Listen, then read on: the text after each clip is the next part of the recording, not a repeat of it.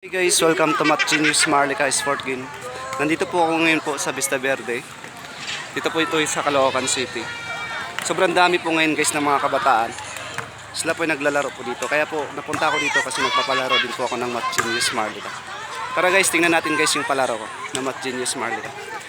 Andito po guys yung mga kabataan guys, naglalaro sila ng Math Genius Marlica. Po guys, nagbabatopik na po sila. Dito po madalas nagtatambay yung mga kabataan kasi napakaganda pwesto po dito guys.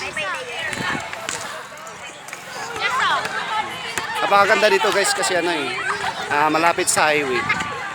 Sobrang saya po dito guys. Nakaka-enjoy po dito sa pwesto na ito.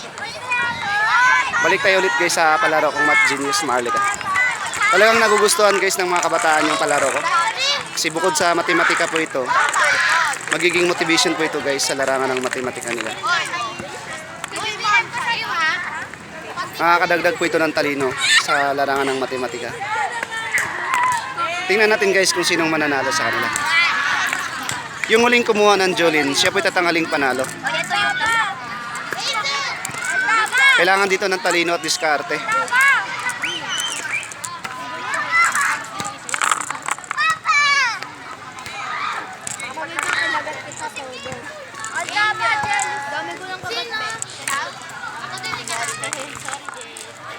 Ayun, panalo siya. Siya po yung huling dumampot ng Jolene. Kaya siya po yung mananalo.